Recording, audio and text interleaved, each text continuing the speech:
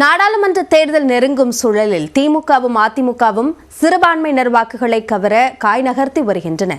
சிறுபான்மையினர் பாதுகாப்பாக இருக்கும் கட்சி அதிமுக என எடப்பாடி பழனிசாமி தெரிவித்த நிலையில் சிஏஏவுக்கு ஆதரவு அளித்துவிட்டு தற்போது பல்டி அடிப்பது ஏன் என உதயநிதி ஸ்டாலின் கேள்வி எழுப்பியுள்ளார்.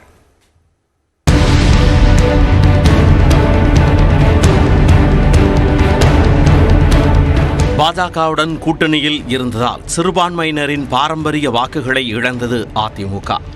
இதனை வெளிப்படையாகவே பேசி வந்த அதிமுக பொதுச் செயலாளர் எடப்பாடி பழனிசாமி மீண்டும் சிறுபான்மையினரின் நம்பிக்கையை பெற தீவிரம் காட்டி வருகிறார். அதன் வெளிப்பாடாகத்தான் கோவை கருமத்தம்பட்டி கிறிஸ்தவ மாநாட்டிலும் மதுரையில் நடைபெற்ற SDPI மாநாட்டிலும் EPS பங்கேற்றார். அதன் தொடர்ச்சியாக பல்வேறு நிகழ்ச்சிகளில் பங்கேற்று இனி ஒருபோதும் பாஜகவுடன் கூட்டணி இல்லை என்பதையும் திட்டவட்டமாக தெரிவித்து வருகிறார். இந்த நிலையில் மயிலாடுதுறை மாவட்டம் சீர்காழியில் சிறுபான்மையினர் பலர் எடப்பாடி முன்னிலையில் அதிமுகவில் இணைந்தனர்.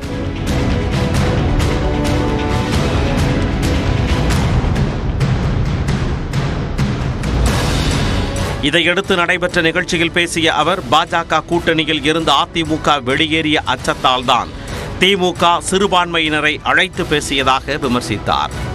நாங்கள் பாரதிய ஜனதா கட்சியோடு கூட்டணி இல்லை என்று சொன்னாலே கிறிஸ்தவ பெருமக்களும் இஸ்லாமிய பெருமக்களும் எங்களை நாடியுடன் திமுக முதலமைச்சர் அழைத்து அமர வைத்து பேசுகிறார், அவருடைய கோரிக்கை கேட்கிறார்.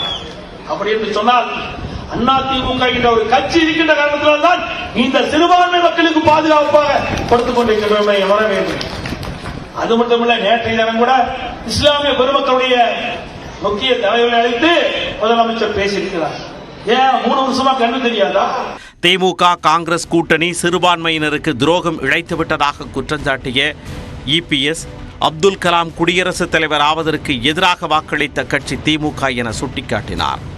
அண்ணா திராவிட முன்னேற்ற கழகம் டாக்டர் அப்துல் கலாம் அவர்கள் ஜனாதிபதி வேட்பாளராக போட்டியிட்ட போது அவரை ஆதரித்து தேர்ந்தெடுக்கப்பட்டோம். ஆனால் அவரை எதிர்த்து போட்டியிட்டவருக்கு வாக்களித்தது திமுக. இவரா சிறுபான்மை மக்களை ஆதரிக்கவர், இவரா சிறுபான்மை மக்களை தூக்கிவிடவர். இதனிடையே பாளையங்கோட்டை சட்டமன்ற உறுப்பினர் அப்துல் வஹாப் இல்ல திருமண நிகழ்ச்சியில் கலந்து கொண்ட அமைச்சர் உதயநிதி ஸ்டாலின் EPSஇன் குற்றச்சாட்டுகளுக்கு பதிலளிக்கும் வகையில் பேசினார்.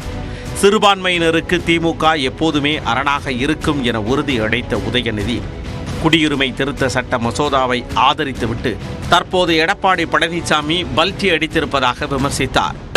பாஜக அரசு இப்போ மீண்டும் இந்த CA/NRC சட்டத்தை கையில் எடுத்திருக்கிறாங்க, நடைமுறைப்படுத்துவோம் சொல்லியிருக்கிறாங்க. ஆரம்பத்திலே இது வந்த நாள் முதல் இதை எதிர்த்தது யாருன்னு உங்களுக்கு தெரியும். இதை ஆதரிச்சு அதிமுக நாடாளுமன்றத்தில் வாக்களிச்சாங்க, எந்த பிரச்சனையும் இருக்காதுன்றாங்க. ஆனா இன்றைக்கு திரு எடப்பாடி பழனிசாமி என்ன சொல்றாரு, நாங்க OPS உடைய அழுத்தத்தினால ஆதரிச்சோம் அப்படின்னு பல்டி அடிச்சு பேசுறாங்க. சிறுபான்மையினருக்கு நன்மை செய்தது யார், துரோகம் இழைத்தது யார் என இரு கட்சிகளும் ஒருவரை ஒருவர் விமர்சிக்கும் வேளையில் சிறுபான்மையினரின் வாக்குகள் யாருக்கு செல்லும் என்பது எதிர்பார்ப்பை ஏற்படுத்தியுள்ளது.